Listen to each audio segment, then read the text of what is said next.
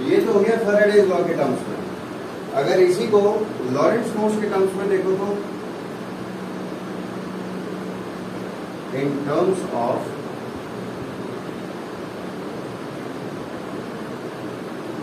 लॉरेंट्ज force हम क्या करते हैं उस केस में एक चार्ज Q यहाँ पे कंसीडर करते हैं, ठीक। और जब इस आर्म dq को मूव कराया जाएगा v वेलोसिटी से, तो ये चार्ज भी उसी v वेलोसिटी से मूव करेगा, है ना। और जब ये चार्ज मैग्नेटिक फील्ड के प्रेजेंस में v वेलोसिटी के साथ मूव कर रहा है, तो मैग्नेटिक फील्ड उसमें फोर्स लगाना शुरू करेगा, है ना। कितना force? Force is equals to q into v cross b, मतलब q v b sine theta, fourth chapter का फॉर्मूला, है ना। अब यहाँ पे वेलोसिटी वेक्टर है इस तरफ और मैग्नेटिक फील्ड वेक्टर किधर है? अंदर की तरफ है ना। कुछ ऐसा सिचुएशन, वेलोसिटी वेक्टर इस तरफ, मैग्नेटिक फील्ड इनवर्ड, तो अंगूठा किधर खुलेगा? नीचे की तरफ।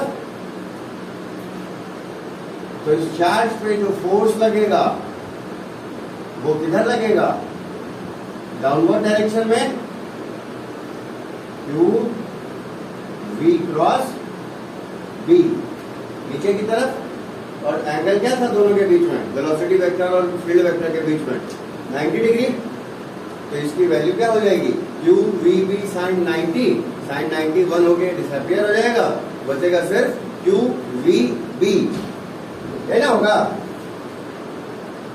Q V B sine 90, sine 91, तो फोर्स हो गया सिर्फ Q V B के बराबर, ठीक।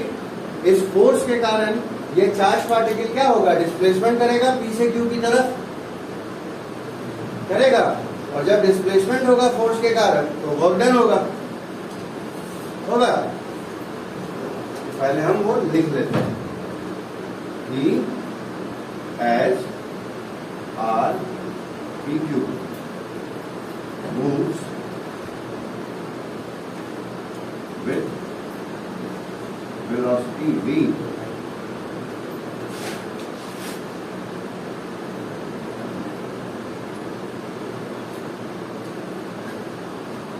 consider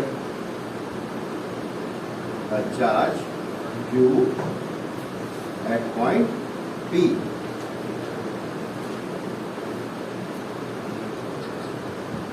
which also moves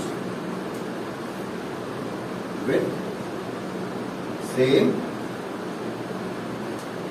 velocity v, है ना।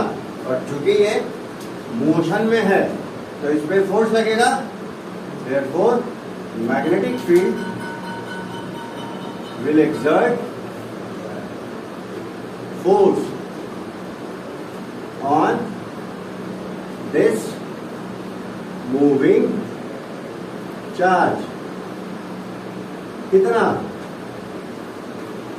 Q V B। अब जब फोर्स लग रहा है तो डिस्प्लेसमेंट होगा,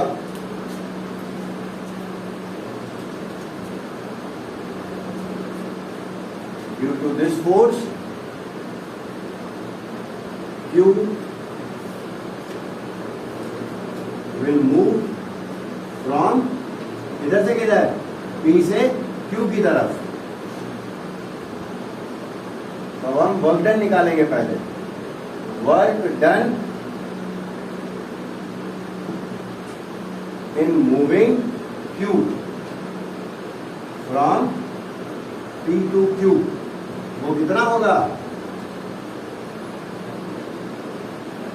फोर्स इंटू डिस्प्लेसमेंट होता है, फोर्स हो गया Q V B, डिस्प्लेसमेंट हो गया लेंथ ऑफ आर्म के बराबर, और एंगल कितना होगा? 0 डिग्री का, क्योंकि डिस्प्लेसमेंट भी P से Q है, फोर्स भी P से Q की डायरेक्शन में है। तो वर्क डन की वैल्यू कितनी? और पूरा सेकेंड चैप्टर याद करो, पोटेंशियल डिफरेंस क्या होता है? Work done per unit charge. Therefore potential difference between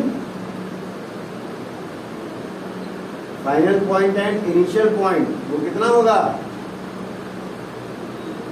जो भी वर्क डन था डिवाइडेड बाय चार्ज, वो कितना मिला, वी बी एल।